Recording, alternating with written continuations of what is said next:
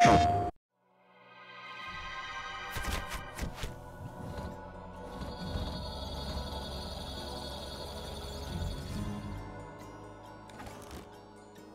see there being two big benefits to being a small, independent developer.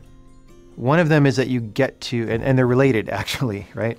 So the first part of it is that you get to decide exactly what you're going to do, right? If we were part of a large publisher or publisher-owned developer, you know, we don't exactly get to pick what we work on, or maybe they'll say, hey guys, pick what you want to work on. But then if we pick something too crazy, it's like, oh, hold on, we need to, you know, make sure we get our money back, right? So the first part of it is that we can pick anything. The field of what's possible in games is so large that we can sort of cast our fishing rod out into an area that nobody else is even looking at. Our new game, The Witness, is like that. The second half is that with that independence that we have and that ability to be free in what project we choose, we also have the freedom not to have to make a huge profit if we don't need to. I would definitely like to make our money back on this game, and I would like to make a profit on it, but it's not actually the number one priority, right?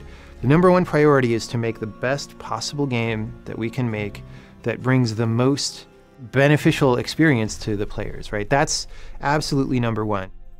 For a while, we had been generally interested in being on the next Sony console, so we kept up relations with people at Sony, and at some point those discussions naturally turned to, hey, we're going to have a mini preliminary dev conference soon.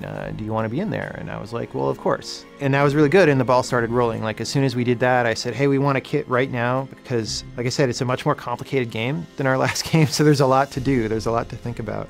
But the trick is that there's magic there in the subject that we're exploring, and because the game was not constrained by financial fetters, we were able to find the magic and make it as good as we possibly could. And the game is a multi-layered thing, and every layer is absolutely the best that we know how to make. So when you go in, if you just are interested in a puzzle game and you're not really looking at story or philosophy or anything like that, there is a really good puzzle game there.